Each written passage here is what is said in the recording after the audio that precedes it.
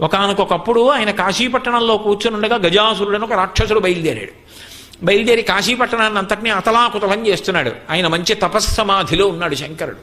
ఎవడరా ఇలా అల్లరి చేస్తున్నాడని చెప్పి, వీడితో పెద్ద యుద్ధం ఏమిటని చెప్పి ఆ ఏనుగు రూపంలో వచ్చి అల్లరి చేస్తున్నాడు. ఆ త్రిశూలం పక్కనుంది, దాన్ని తీసి పోటు పొడిచి ఇలా పైకెత్తి పక్కన పెట్టుకుని జపం చేసుకుంటుంటే ఈ త్రిశూలం మీద ఉన్నాడు వాడు. నెత్తురంతా కారిపోయింది.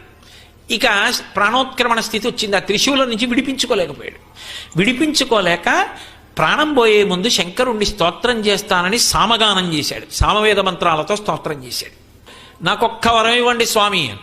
ఏం కావాలన్నాడు. నా పేరు మీద లింగస్వరూపాన్ని పొందండి. తోలు ఒలిచేసి ఆ నెత్తుటితో మీరు కట్టుకోవాలి. కానీ ఇది చివికిపోకూడదు, దుర్గంధం రాకూడదు, బహుపరిమళంతో ఎప్పుడూ అలాగే ఉండాలి. మీరు కరిచర్మాంబరధారి అని పేరు పొందాలి.